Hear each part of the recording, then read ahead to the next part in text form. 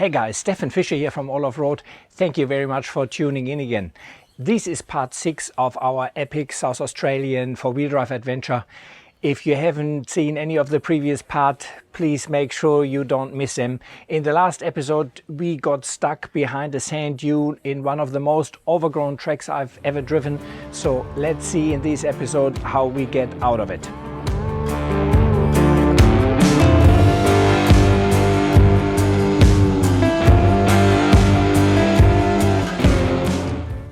Having set up camp halfway into one of the most overgrown tracks we have ever done, we were wondering what is on top of this sand dune. Scotty, just come up here, mate. Wow.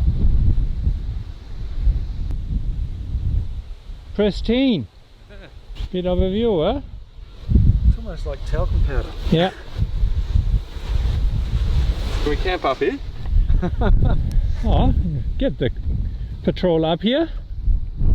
Look at all the trees. So, and these are the top of the trees, so that are not little branches. That's the gums which you have there, but which are covered by sand now, and only the top sticks out. Does it for me? That is like a secret little wooden forest just tucked behind the sand dunes. And then look, as far as your eye goes, sand dunes. I mean, I feel like in Namibia. But no, we are in Australia. Most beautiful place in the world, no doubt about that. And so privileged that I can experience that. It is just stunning. Well, I'm just a bit curious. There's all this beautiful, fine, white, almost sand for kilometres behind the ocean, but you don't see this on the beaches down here. It's all you know, quite coarse, a bit darker, a lot of shell grit. So I'm not sure if this is, yeah, where's it from? Blew in from the north millions of years ago, who knows? I don't. Let me know. It was time to set up camp. This was the first trip I used the Ost-10 bunker, which I purchased a while ago but hadn't really used yet. So that's the Ost-10 already ripped here, right at the seam. I mean, that's ridiculous. It's the first trip really that's on. Not too happy with that.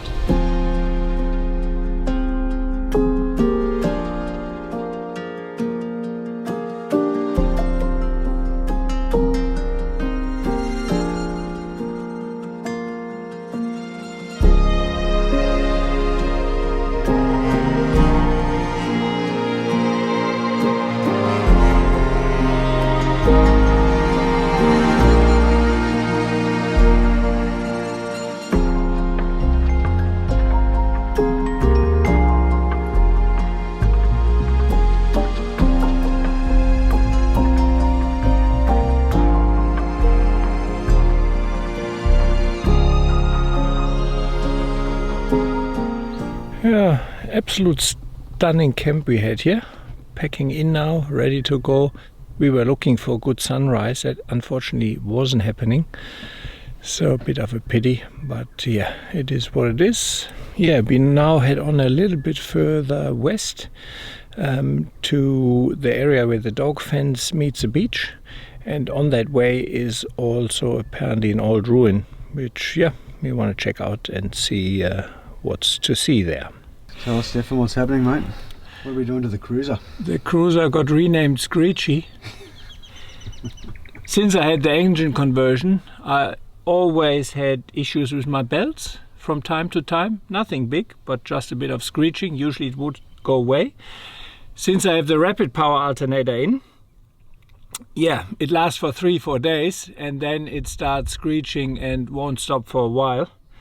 So we had new belts put on in Port Augusta, tighten it again, but over the past 3-4 days it's again loose. So we're trying now to retension that thing and hopefully stop screeching, and then when I'm home I have to find a better solution.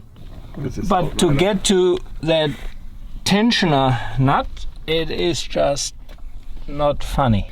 But I've got it. See there on the left. Did you want to smile, Dave? Just because you can? Yep. Yeah, I see it. Yep. But I've got to see how I can get a grip here too.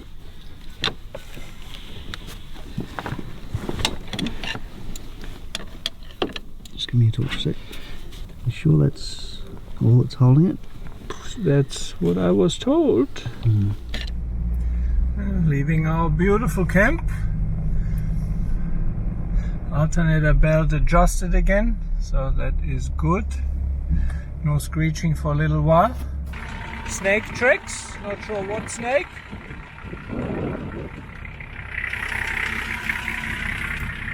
We didn't find out what snake it was, but when we followed the tracks back, it came straight out of our camp from the night before. It looks like we have lost our track though.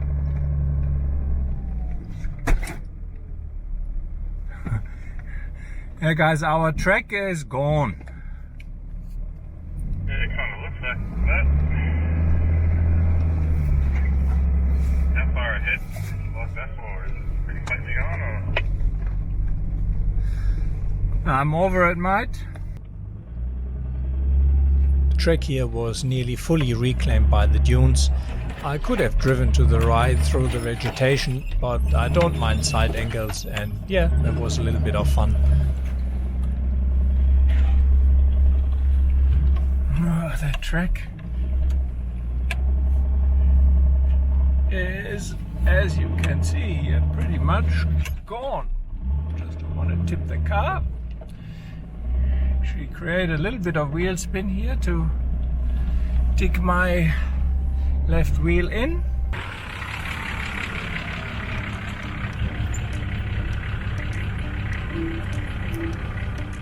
I dare to say this was one of the most overgrown tracks I've ever driven, and we did so much clearing it isn't funny anymore.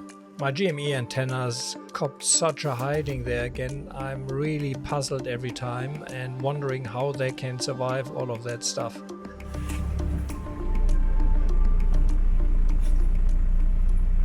Maybe do that to the right here. Yeah, this is a crazy track skirting along the dunes through these thick forest. I just took 2 of my GME antennas off because they're getting hammered again. Fortunately they have a little grub screw, so it's easy actually to take them off, put them in the car, and once we're out here again they're gonna go back on. Crazy track though. Now we have a little bit of an open area, but I'm sure the next little forest will come. It seems like we have the worst of that track behind us, and we just heading towards Wagunya Well now.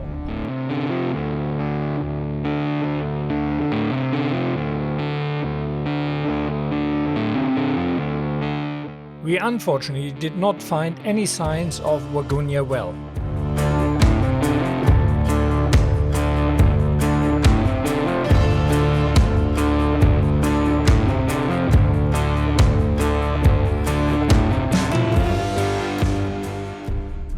Different country all of a sudden. Out of the forest, a nice open plain here.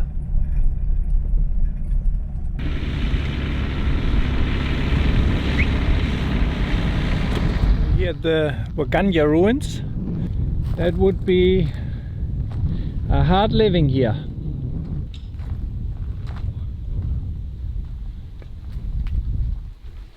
Old chimney.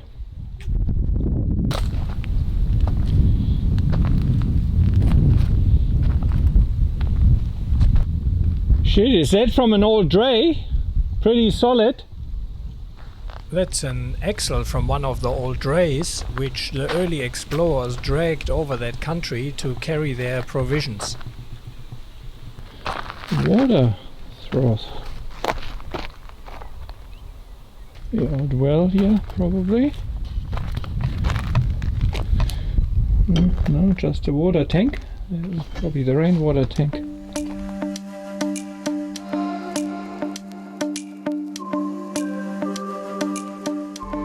Now we hit the dog fence.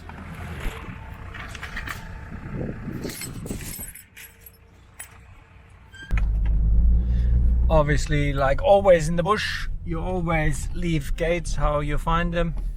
If they're closed, you close them again. If they're open, you leave them open. Yeah, this is all the dog fence, the world's longest fence.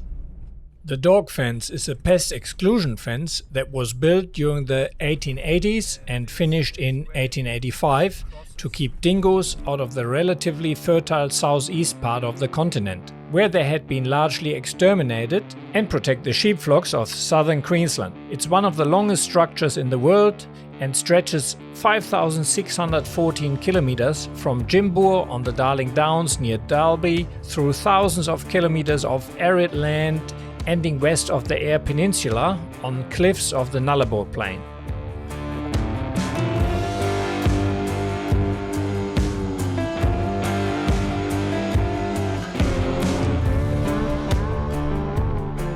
Scotty left us here as he couldn't wait to get back into Ceduna, where we would stay for the night and then start the last leg of our trip to Coffin Bay National Park and Lincoln National Park. Dave and myself checked out a few ruins on the way and then also were heading for Ceduna. To Urabi ruins. Oh, they had the metal bar in there. Then they could hang the kettles off, I guess.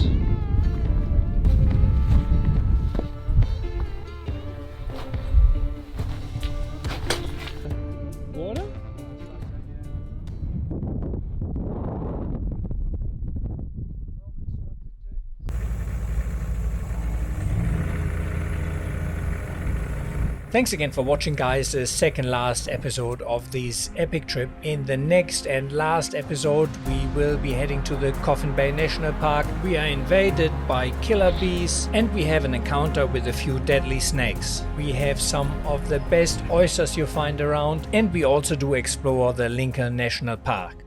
Thanks a lot for watching. I hope you enjoyed the video and maybe got some useful information out of it. Please keep in mind, this is a privately funded channel. I don't do any paid reviews, I don't have any big sponsors, so all of this comes out of my own pocket. So if you can, it would be greatly appreciated if you could head over to Patreon and become one of my Patreon supporters.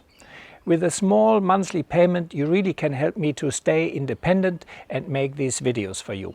I also receive many questions every day from all sorts of subjects, from travel advice, from car build advice, from location advice. It is impossible for me to answer all these questions. However, as a Patreon supporter, you have direct access to me via the Patreon platform. Any easy questions asked there, I will do my best to answer that question. You will also receive all my videos a few days earlier and some exclusive videos only released on Patreon. So if you can afford it, maybe head over there and shout me a cup or two of coffee per month.